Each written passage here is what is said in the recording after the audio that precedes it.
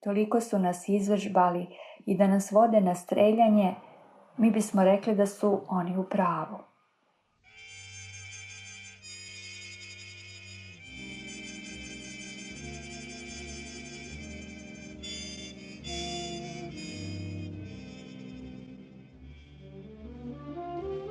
Nikada nismo verovali da ćemo verovati u ono u šta nismo verovali.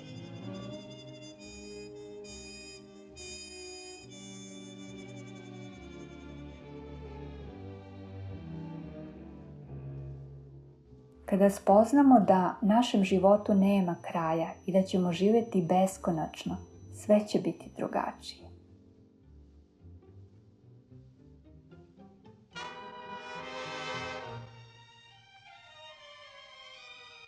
Dok spavamo, mi gubimo svest, ali smo živi. Kada budemo umrli, počet ćemo novi život u drugom obliku i to beskonačno, jer smo i sami deo neprekidne beskonačnosti.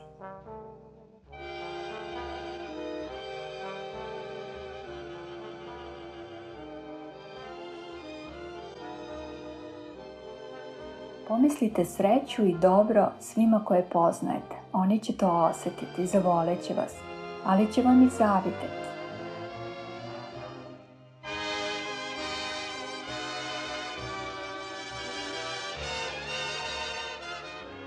Iako su nam oni stavili okove života, skinimo ih sami.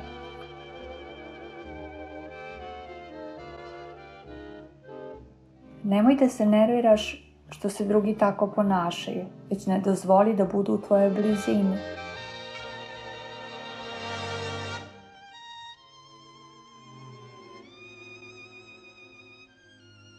Da možemo da vidimo kako emitujemo energetsku svetlost, prepoznatljivosti kao stvarnost u univerzumu, u momentu bi promenili materijalističku iluziju postojanja.